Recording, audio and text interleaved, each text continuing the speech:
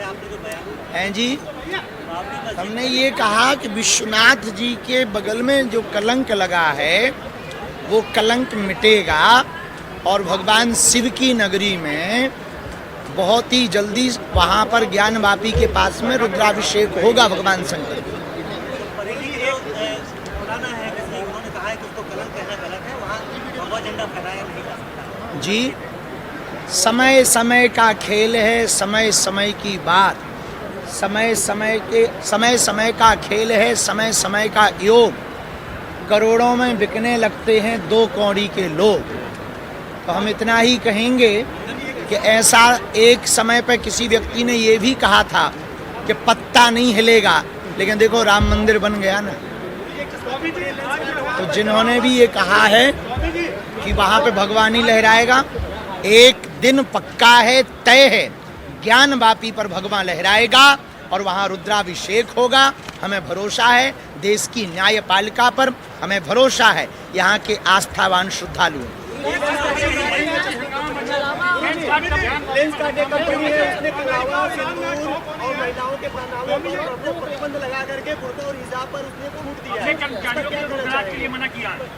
ये ऐसे लोगों को भारत में रहने की अनुमति नहीं होनी चाहिए, उनको विदेशों में रहने की अनुमति होनी चाहिए। हमारे जितने भी तीर्थ देवालय हैं वहाँ पर मुसलमान भी दुकान खोले हैं, वहाँ मुसलमान भी व्यापार कर रहे हैं। हमारी कथा में भी हो सकता कई लोगों की आसपास दुकानें हों, काशी में तो हैं ही हैं। देने वाला कौन? हिंदू।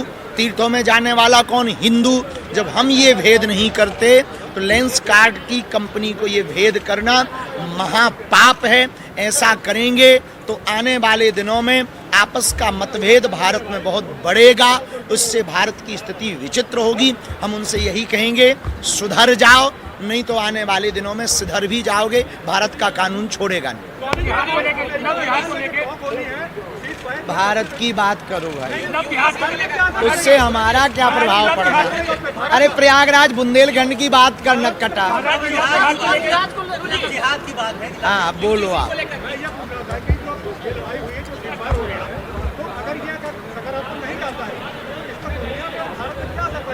देखिए वैश्विक रूप से देखो, तालाब में पत्थर फेंको या डायमंड, तरंग दोनों से उठती है। उसी प्रकार विश्व में कहीं पर भी युद्ध होगा, उसका स्पंदन हर देश को होगा, तो भारत को भी होगा और हमें लगता है भारत को ज़्यादा होगा।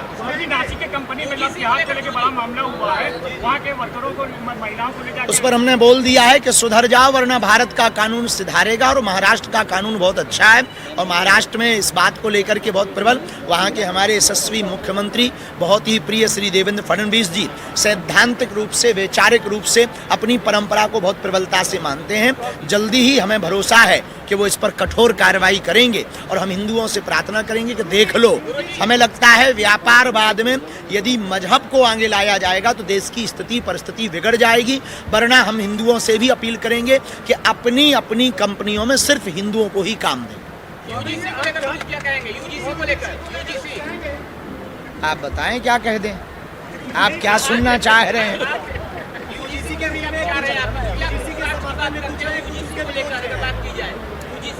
हम देश में जोड़ने की बात करते हैं, तोड़ने की बात नहीं करते हैं। तो हमारा यही उद्देश्य है कि सरकार नीति, विधाएं और संविधान की पद्धति जो है समानता वाली, तो हम चाहते हैं कि हमें जातियों में ना बांटा जाए, हमको भारतीय रखा जाए, हिंदू रखा जाए। सर्वजन हिताय सर्वजन सुखाय का नारा देंगे आप जी? सर्वजन हिताय सर्वजन सुखाय।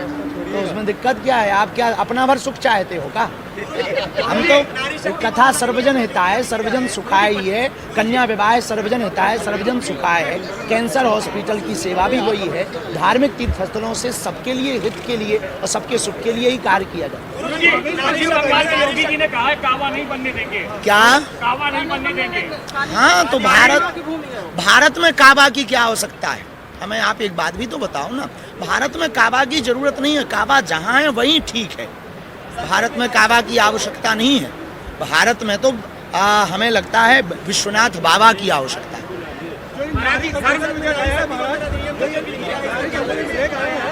आपको लगता है कि जो राजनीतिक पार्टियां हैं वो वाकई में चाहती हैं कि महिला आरक्षण जो वो लागू हो, क्योंकि पार्टियां पहले भी अपना जो है 30% से ज़्यादा उनको टिकट दे सकती हैं, जबकि ऐसा जो ग्राउंड पर देखने को नहीं मिलता। आप क्या कहना चाहेंगे? देखिए, ये तो राजनीतिक विषय है और राजनीति के विषय पर हम बोलते नहीं, पर मातृ धर्म पर हमारा इतना कहना है, जिस देश की जयकारा मातृ नाम से लिया जाए, भारत माता की जय, जहाँ गाय भी माता हो, गंगा भी माता हो, गायत्री भी माता हो, वेद भी माता हो, उस देश में माताओं की पूजा होनी ही चाहिए और जितने अधिकार माताओं को मिल सके वो माताओं के हित के लिए है। और यत्र नार्यस्तु पूज्यन्ते रमन्ते तत्र देवता, हमारे शास्त्रों का ये सिद्धांत है। तो हमें लगता है माताओं की यदि सेवा होगी, पूजा होगी, उनके लिए कोई भी लॉ कानून आरक्षण बनता है, तो हमें लगता है इस देश के प्रत्येक पुरुष को, प्रत्येक पार्टी को, प्रत्येक व्यक्ति को जो अपनी माताओं के पुत्र हैं उनको सपोर्ट करना चाहिए, क्योंकि ये मातृ हित के लिए। बच्चों में इनकम है कि उनको 4 बच्चों को पाल सके जी,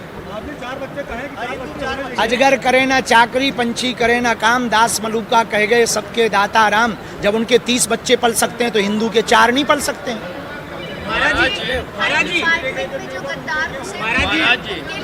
हम सब भारतीय हैं, मगर हमेशा जात धर्म और नाम पर जिस तरह से बांटा जाता है, उनको क्या संदेश देना चाहेंगे इस मंच से? देखिए, जाति धर्म, जातिवाद, भाषावाद, क्षेत्रवाद से ऊपर उठकर राष्ट्रवाद होना चाहिए, लेकिन अपनी परंपराओं को भी मानना चाहिए। जैसे हम सनातन परंपरा को मानते हैं तो हम उसके प्रति कट्टर का मतलब ये नहीं कि हम किसी को मारते काटते, लेकिन हम अपने सिद्धांतों को भली पूर्वक मानते हैं, व्यवहार से भी, आचरण से भी, वाणी से भी, और लोगों को जगाने का काम भी करते हैं। तो हमें जातियों में नहीं बंटना चाहिए, क्षेत्रों में नहीं बंटना चाहिए, भाषाओं में नहीं बंटना चाहिए। हमें एक तिरंगे के नीचे रहने की विचारधारा को स्थापित करना चाहिए, पर अपनी मान्यताओं को मानते रहना चाहिए।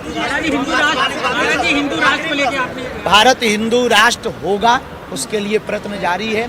और इस वर्ष 4 जुलाई को हम फिर से एक घोषणा करने वाले हैं। उसके लिए इस वर्ष अब हम आगामी दिनों में रथ यात्रा निकालेंगे। ये 4 जुलाई से निकलेगी? नहीं, 4 जुलाई को इसकी घोषणा की जाएगी, कहाँ निकलेगी, कब निकलेगी। और इस वर्ष हम रथ यात्रा करेंगे भारत को हिंदू राष्ट्र बनाने। पूरे देश भर में ये चलेगी? हम देश भर में ये लगातार यत्र यत्र अभी लगातार चली रही। अभी उत्तर प्रदेश में वृंदावन में विश्राम हुई है, आगे रथ यात्रा करेंगे। गौ सेवक की आवश्यकता है, गौ रक्षक से ज़्यादा। गौ माता को हम लोग जो है पूजते हैं, मानते हैं, तो वर्तमान में गौ रक्षक ज़्यादा है, गौ सेवक कम है। देश में गौ माता को बचाना है तो गौशाला नहीं हो पाए, एक हिंदू एक गाय।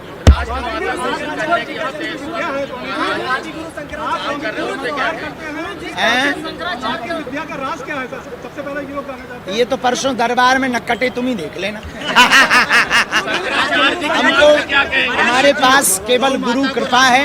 हाँ, अध्ययन पे हम भरोसा करते हैं, अध्ययन भी करते हैं, गुरु कृपा है, तो जो गुरु का प्रसाद है उस पर। लेकिन हमारे वैदिक परंपरा में आदि जगत गुरु शंकराचार्य के पास भी परकाया प्रवेश की विद्या थी, स्वामी रामकृष्ण परमहंस के पास भी विद्या थी, स्वामी विवेकानंद के पास भी वाक सिद्धि की विद्या थी। तो ऐसे ही हमारे पास, हमारे गुरु के पास थी, तो उन्हीं की कृपा है। क्या तुम हमें ऐसे ही देखना चाहते? गौ माता राष्ट्रमाता होनी चाहिए। बिल्कुल, गाय माता तो राष्ट्रमाता होनी चाहिए। इसके पहले हम चाहते हैं उत्तर प्रदेश सरकार में यशस्वी मुख्यमंत्री जी गाय को राज्य माता बनाए। मतलब आपने महाराज जी जो शंकराचार्य अनुकुचरानंद जी ने जो अभी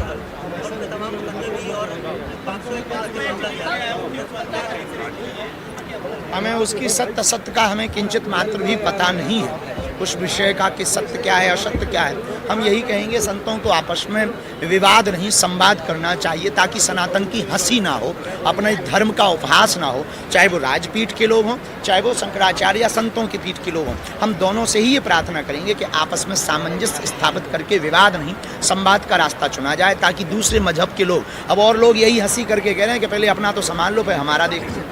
हिंदुओं में एकता नहीं होगी, इसके लिए क्या करना? महाराज जी यही सबसे बड़ा दुर्भाग्य और दुख है, इसी के लिए हम प्रयत्न कर रहे हैं। और 3 दिन की कथा हिंदू एकता के प्रतीक है। प्रयागराज में संगम है और यहाँ सब एक हो रहे हैं। जब 3 नदियाँ एक हो सकती हैं तो हम हिंदू एक क्यों नहीं हो सकते? आपके राज्य की खबरें, आपके शहर की खबरें सबसे पहले जानने के लिए देखते रहें अमर उजाला। चैनल को सब्सक्राइब जरूर कर लें और पाएं हर अपडेट।